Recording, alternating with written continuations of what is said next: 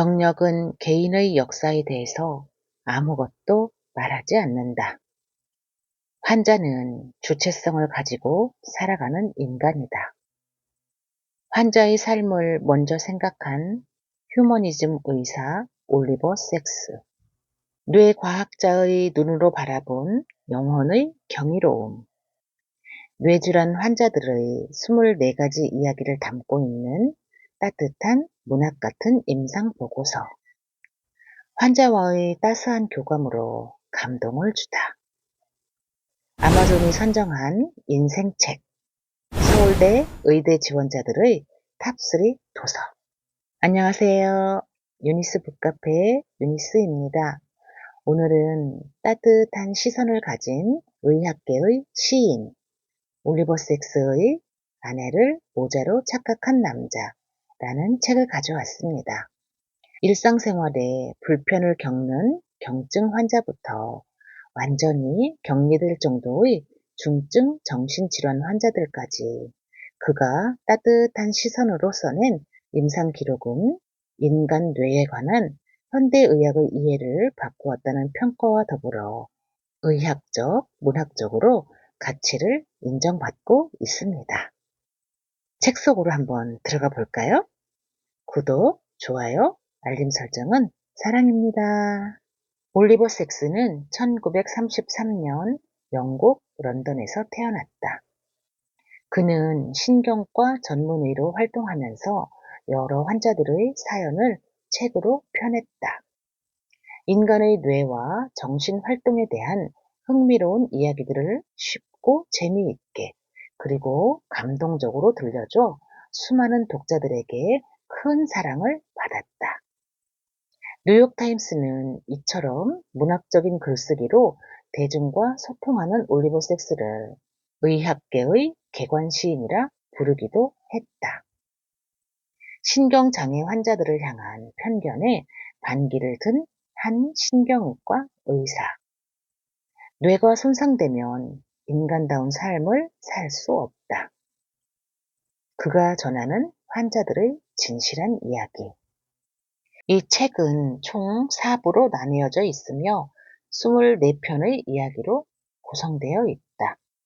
1부와 2부에서는 주로 뇌 기능의 결핍과 과잉에 초점을 맞추었고 3부와 4부에서는 지적장애를 지닌 환자들에게 발견되는 발작적 회상, 변형된 지각, 비범한 정신적 자각 등의 이야기를 들려준다.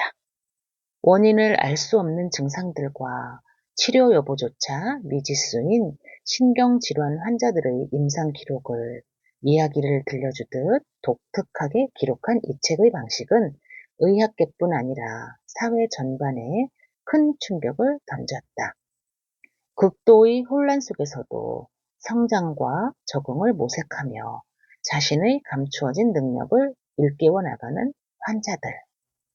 그들의 모습을 저자는 신경학자로서의 전문적 식견과 따스한 휴머니즘, 인간 존엄에 대한 애정과 신뢰 가득한 시선으로 담아낸다. 뇌 발달에 도움이 되는 독서. 그림을 보는 것이 아닌 글의 텍스트를 읽는다는 것은 굉장히 많은 상상력을 가져다 준다. 독서를 하게 되면 뇌를 굉장히 바쁘게 움직이게 된다. 뇌는 정보를 공급해야만 반응을 하는 수동적인 기관이기 때문이다. 그러므로 독서는 끊임없이 뇌를 작동시켜 발달하게 만드는 것이다. 의사가 전하는 따뜻한 휴머니즘. 때때로 우리는 환자로서 실험실의 쥐가 된 듯한 느낌을 받을 때가 있다. 병원에서 환자들이 받을 수 있는 주체성 상실의 위기. 이에 대해 올리버 섹스는 의사와 환자의 교감을 중시했다. 그의 자서전에 그런 환자와의 교감 같은 이야기가 있다. 형이 어렸을 때 조현병 환자였다고 한다. 어린 시절부터 병의 무게를 실감하며 스스로도 젊은 시절에 방황한 적이 있다고 한다. 환자들을 진료하며 인간애를 느끼기 시작했고 이는 본인이 아파봤기에 환자들의 고통을 어루만질 수 있지 않았을까? 뇌 기능 상실이 가져온 큰 착각, 몸의 기능을 상실한 사람들, 질병, 부상, 발달장애 등으로 뇌 기능의 일부나 전부를 상실한 사람들의 이야기. 상실의 주인공 성악가 출신 피 선생의 이야기다. 병원 방문 당시 음악 교사로 재직할 무렵 학생들을 가르치는데 어느 순간부터 아이들의 얼굴을 인식하지 못하게 된다. 학생들은 보이지만 누가 누구인지 인식이 불가하여 목소리를 듣고 학생들을 구분하게 되었다. 가끔은 웃지 못할 일도 벌어졌다. 눈앞에 아무도 없는데 사람의 얼굴이 보였기 때문이다. 길을 가던 피 선생은 학생들을 발견한다. 너희들 뭐하니? 학생들은 미동도 없이 빤히 쳐다만 봤다. 왜 그래? 여기서 뭐해? 그런데 어떤 사람이 와서 물었다. 선생님, 지금 주차장 정산기랑 소화전 앞에서 뭐 하세요? 평상시 유머 감각이 있었던 피 선생은 코미디 하는 거지. 하하하. 이렇게 넘어가니까 심각하게 생각하는 사람이 없었다. 그러다 3년 후 당뇨병에 걸린 그는 병원을 찾게 된다. 여러 가지 증상을 얘기하다 신경 전문의에게 가보라는 말에 올리버 섹스를 찾아간다. 그는 교양이 넘치는 매력적인 사람이었다. 아무 이상이 없어 보이는 피 선생에게 반사 반응 검사를 한 후 신발을 신으라고 하자 그때 이상이 감지되었다. 아, 신발이요. 신발, 신발. 피 선생은 눈앞에 있는 신발을 찾지 못하고 있었다. 아, 여기 있네요. 하며 자신의 발을 신발로 착각하는가 하면 검사가 다 끝났다고 여겼는지 모자를 찾기 시작했고 그는 손을 뻗어 아내의 머리를 잡고서 자기 머리에 쓰려고 했다. 농담을 하고 있는 걸까? 아니면 정말 눈이 안 보이는 것일까? 아내를 모자로 착각한 것일까? 그런데도 그의 아내는 늘 있어온 일이라는 듯 태연한 모습이었다. 그래서 이 책의 이름이 아내를 모자로 착각한 남자인 이유이다. 뇌는 하나의 기계이자 컴퓨터이다. 그러나 우리의 정신 과정은 단순히 추상적 혹은 기계적인 과정만이 아니라 개인적인 것이기도 하다. 따라서 개인적인 것을 배제한다면 구체적이고 현실적인 것을 파악하는 능력을 상당 부분 상실하게 되는 것이다. 소녀가 되어버린 할머니, 과다 현상, 과잉의 도가 지나쳤을 때 나타나는 문제점은 무엇일까? 90세의 쾌활한 할머니 나타샤 K의 이야기다. 2년 전 어느 날 나타샤 K에게 변화가 찾아온다. 마치 자신이 19살 소녀 같은 활력을 느끼고 있다는 것이다. 젊은 남자에게도 관심이 가고 그래서 행복하다고 했다. 본인은 소극적인 성격이었는데 이렇게 생각이 제멋대로인 것에 미쳤구나 싶어서 올리버 섹스를 찾았다. 올리버 섹스는 항상 환자들을 먼저 생각하는 사람이었다. 왜 이런 감정들이 일어나는지 묻는 올리버에게 나타샤 케이는 젊었을 때 매독에 걸린 적이 있었는데 매독이 재발해 본인이 이상해진 것 같다고 답했다. 진단을 해보니 그 병은 완치가 되지 않고 긴 잠복기를 거쳐 신경매독으로 발병한 것이었다. 치료를 하자고 하자 할머니는 이렇게 말했다. 아무래도 나는 큐피트병에 걸린 것 같아요. 더 심해지지 않았으면 좋겠어요. 남들한테 손가락질 받을 테니까요. 하지만 치료받고 싶지는 않아요. 지금 상태가 계속되도록 해주실 수는 없나요? 올리버 섹스는 고민 끝에 페니실린을 투여하기로 한다.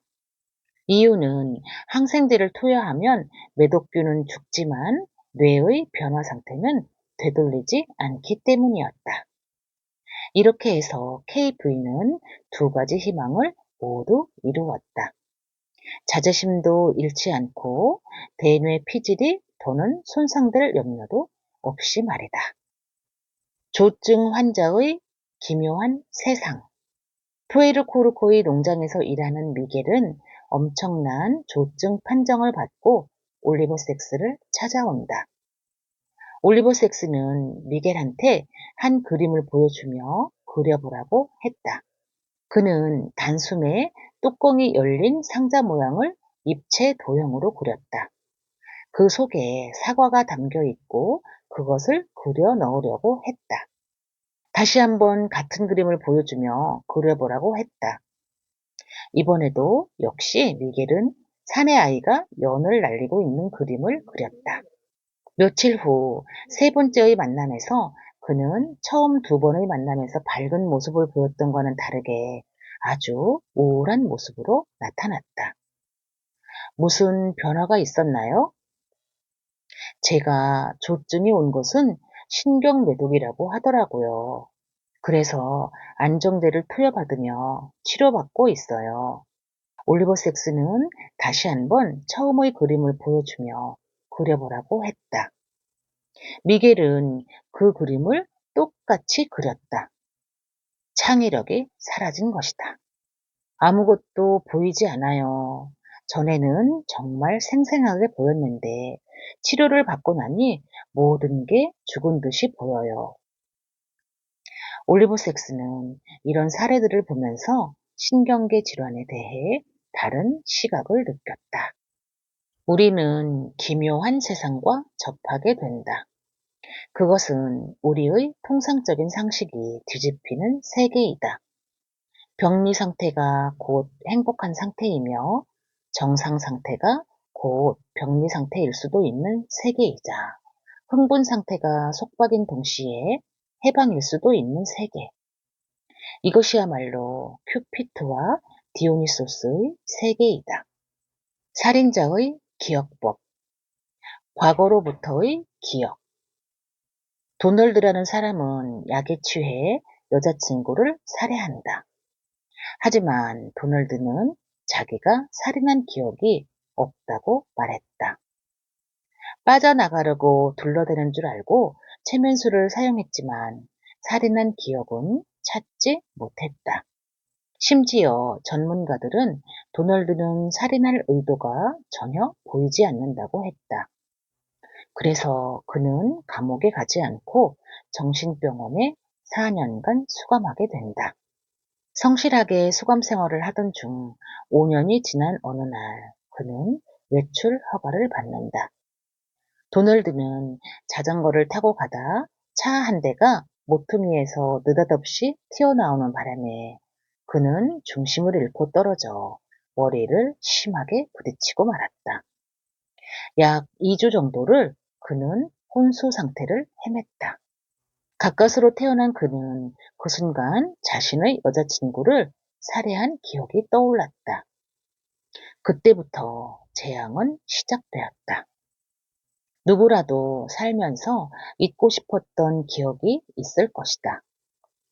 잊고 싶은 기억은 기억하지 않으려고 하면 지워지는 것일까? 그렇지 않다고 한다. 그런 기억은 잠재 의식 속에 언제나 남아있다고 한다. 그는 신경학적으로 보아 심각한 상태였다. 좌반신 무기력에 지각장애, 발작, 심한 이마엽 결손 증상을 일으키고 있었다. 게다가 전혀 새로운 문제까지 더해졌다.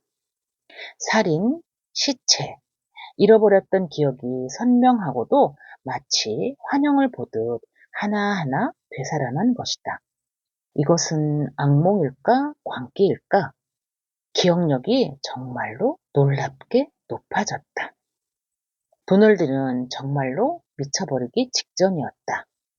그래서 2번씩이나 극단적인 선택을 시도하지만 실패한다. 마음의 병의 가장 큰 치료법은 건전한 노동과 사랑이다. 도널드는 화초를 가꾸는 취미가 있다. 정원을 손질하는 취미가 도널드를 살린 것이다. 마음의 병이 있는 사람에게 관심과 사랑이 필요하지만 그들이 관심을 가지고 사랑을 줄 수 있는 대상도 필요하다. 그게 도널드한테는 화초였던 것이다. 도널드는 관자엽 발작, 즉 정신운동 발작이 일어나 자신도 모르게 애인을 죽이고 말았다. 사고로 전혀 없었던 기억이 또렷하게 돌아오면서 악몽에 시달렸다. 그 때문에 그는 끊임없이 극단적인 선택을 생각해야 하는 상황으로 내몰렸다. 몇 년이 걸리기는 했지만 자연적인 회복력과 효과적인 정신요법을 세심하게 실시한 결과 생리학적인 균형, 정신적인 안정을 되찾은 것이다. 시적 표현의 천재, 지적 장애인의 세계, 자폐와 지능이 좀 낮은 19살 소녀 리베카의 이야기다. 겉모습은 어엿한 숙녀인 리베카는 오른쪽과 왼쪽도 구별하지 못했고 약간의 고순 구개율로 인해 말할 때마다 휴휴 하는 소리가 났다. 3살 때 부모님이 돌아가시고 고아가 된 리베카는 할머니와 함께 살았다. 몸도 마음도 힘들었던 리베카는 할머니가 유일한 희망이었다. 할머니는 리베카에게 어렸을 때부터 시를 읽어주었다. 할머니의 이야기는 그녀에게 필요한 양분이었고 현실을 알려주는 유일한 길이었다. 4월의 어느 따스한 봄날, 올리버 섹스는 길을 가다 벤치에 앉아있는 리베카를 발견한다. 그녀에게서 처음 만났을 때의 어색함은 찾아볼 수 없었다. 고결하고 기품이 넘치는 숙녀가 아름다운 봄날을 즐기는 소녀의 모습 그 자체였기 때문이다. 벤치에 앉아있던 리베카는 뒤를 돌아보며 말이 아닌 몸짓으로 이렇게 말했다. 보세요. 너무 아름답죠? 봄, 탄생, 성장, 깨어남, 계절, 만물이 때를 만났다. 리베카는 성경 전도서에 나오는 내용을 시적으로 표현하였다. 올리버는 그녀에게 뛰어난 능력이 있다고 생각했다. 올리버는 리베카에게 매력을 느끼며 그녀를 치료하게 되는데 몇 번의 치료를 하면서 그녀에게 경외심까지 가지게 된다. 그런데 그해 11월 할머니가 돌아가신다. 썰렁한 집에 혼자 남게 된 리베카. 올리버가 괜찮냐고 묻자 할머니는 왜 돌아가셨을까요? 그녀는 눈물을 흘렸다. 그러고는 이렇게 덧붙였다. 내가 우는 건 할머니 때문이 아니라 나 때문이에요. 할머니는 이제 잘 되셨어요. 영원의 집을 향해 여행을 떠나셨으니까요. 너무나 추워요. 밖이 추워서가 아니에요. 집안이 겨울인걸요. 죽음처럼 차가워요. 할머니는 나의 일부였어요. 이제 나의 일부도 할머니와 함께 죽고 만 거예요.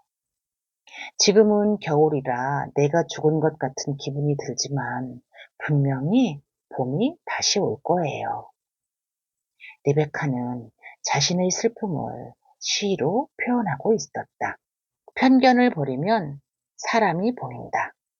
리베카에게 어떤 치료가 필요할까? 우리는 환자의 결함에 너무 많은 주의를 기울였던 것이다. 그래서 변화하지 않는 상실되지 않고 남아있는 능력을 거의 간과한다. 이 점을 처음으로 깨닫게 해준 사람이 리베카였다. 과학기술과 의학기술이 발전하면서 몸의 질병이 극복되었다고 하는 이 시대에 현대인들은 점점 마음의 질병이 깊어져 가고 있다. 남에게 조금 더 관심을 갖고 배려를 한다면 우리가 가진 마음의 병을 잘 치유할 수 있지 않을까? 환자를 연구 대상으로 삼는다는 생각을 버리지 않는 한 그들의 깊숙한 내면에 무엇이 자리 잡고 있는지에 대해 생각할 수 없다. 우리는 그들을 어떤 틀에 끼워 맞춘다든지 시험하려는 시도를 버려야 한다. 그 대신 선입견을 버리고 겉으로 드러난 현상을 있는 그대로 받아들이는 태도로 대해야 한다. 아무리 기묘하고 이상하게 여겨질지라도 이를 병적이라고 불러서는 안 된다. 우리들에게는 그렇게 부를 권리가 없기 때문이다. 정신질환을 마음의 병이라고 부르는 이유, 불안, 우울증 등의 질환은 뇌의 문제이다. 그런데 왜 우리는 마음의 병이라고 말할까? 사람들은 오랫동안 마음이 심장에 있다고 생각해 왔다.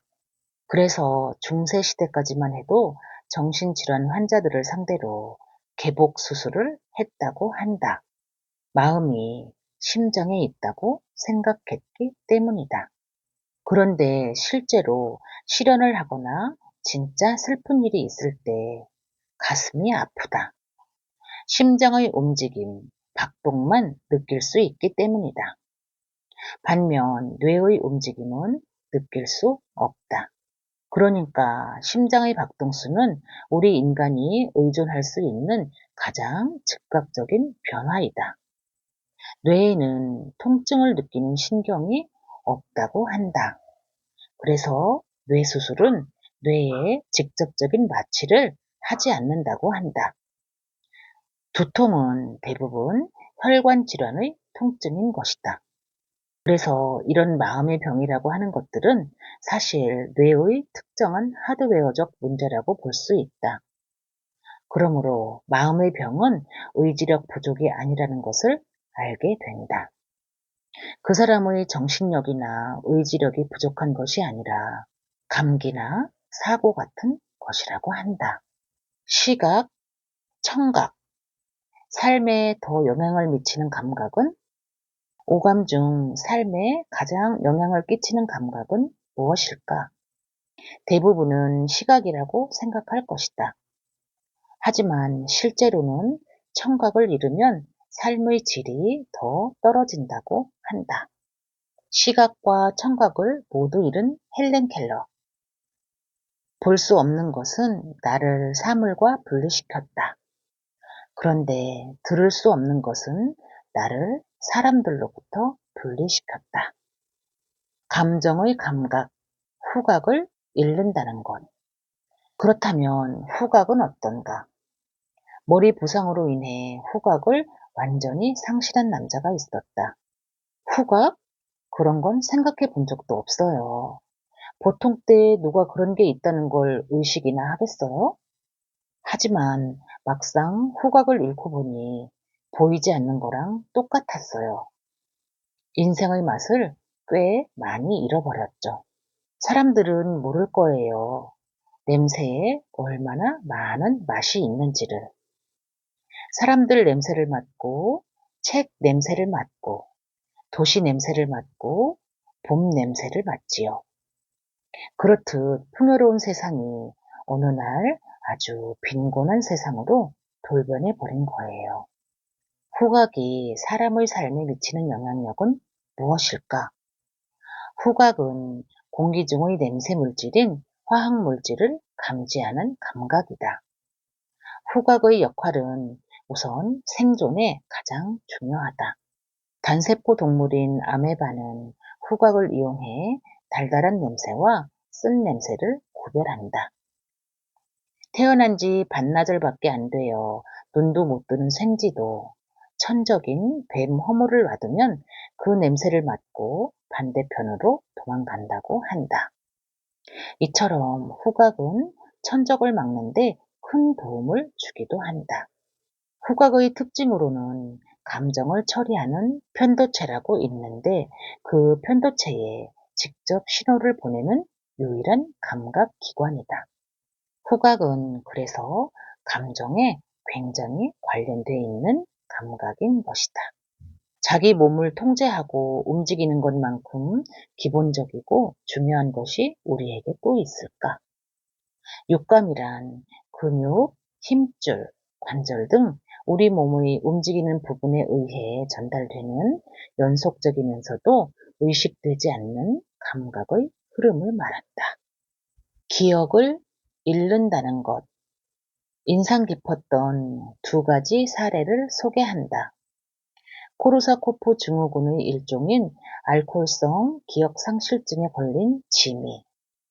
그는 역행성 기억상실증으로 1945년 이전의 기억만 남아있다. 형을 보며 형 갑자기 왜 이렇게 늙었어? 달에서 사진을 찍었다고? 달에 간다니 말도 안 돼. 심한 코르사코프 증후군으로 짧은 기억조차 잃는 톰슨. 돌아서면 잊어버려서 누구세요? 사라진 톰슨의 정체성. 그는 끊임없이 자신을 재구성하는 것이다. 공상을 실제의 일처럼 말하면서 자신은 그것이 허위라는 것을 인식하지 못하는 증상, 바로 작화증이다. 톰슨은 끊임없이 이야기를 지어냈다. 그래도 지미는 아쉬우나마 평안을 얻었다. 그런데 작화증에 빠진 톰슨은 더욱더 심하게 이야기를 지어냈다. 자기 자신을 잃어버리면 그 사실 자체를 모른다. 왜냐하면 그것을 깨달을 자신이란 존재가 없어졌기 때문에. 체감하기 힘든 기억을 잃는다는 것. 나를 기억한다는 것은 내 삶의 잣대가 되는 것이다. 알츠하이머 환자들이 가장 힘든 점은 어떤 것을 할 때 결정을 못한다는 것이다. 예를 들면 짜장면과 짬뽕 중 어떤 걸 먹을 것인가 질문을 던지면 일반 사람들은 그것을 먹었을 때 얼마나 행복했었나를 생각하는데 그런 기억이 없기 때문에 사소한 결정조차 버거워하는 것이다. 그렇게 멀어지는 사람들. 알츠하이머 병에 걸린 아버지가 창가에 앉은 새를 보며 아들아, 저 새 이름이 뭐냐? 까치요. 잠시 후 아들아, 저 새 이름이 뭐냐? 까치요. 재차 또 아들아, 저 새 이름이 뭐냐? 에이, 진짜 까치라고요. 까치요. 옆에서 이 광경을 본 엄마가 안타까운 마음으로 아들아, 너 어렸을 때 몇 번을 물어도 아버지는 기쁘게 대답해 주셨단다. 기억을 조금이라도 잃어버려 봐야만 우리의 삶을 구성하고 있는 것이 기억이라는 사실을 알 수 있다. 기억이 없는 인생은 인생이라고조차 할 수 없다는 것을. 우리의 통일성과 이성과 감정, 심지어는 우리의 행동까지도 기억이 있기 때문에 존재한다는 것을. 기억이 없다면 우리는 아무것도 아니다. 문학적 아름다움이 녹아든 작품. 제목뿐만 아니라 내용도 상당히 문학적이다.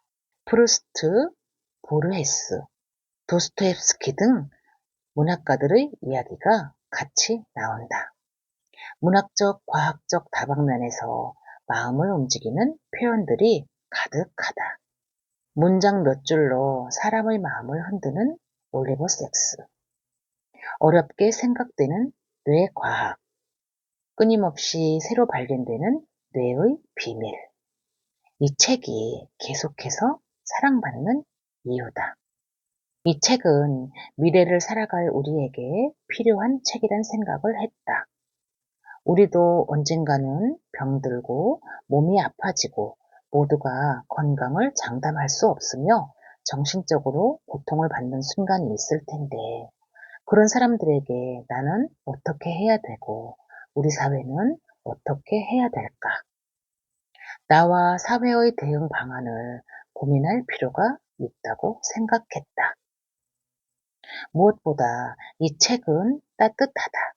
자기 자신의 온전한 삶을 살기에도 벅찬 현대인에게 자신과 행동을 달리하는 사람, 비정상적인 태도로 자신을 불편하게 하는 사람을 이해하려는 노력을 해보기란 쉽지 않다. 올리버 섹스의 책은 우리에게 따뜻한 지성의 모범을 보여줌으로써 사람이 사람을 포기하지 않고 최선을 다해 함께 사는 길을 생각하게 한다. 점차 분열되다 결국 고립되고 마는 외로운 현대인들에게 새로운 희망을 제시하고 있는 것이다.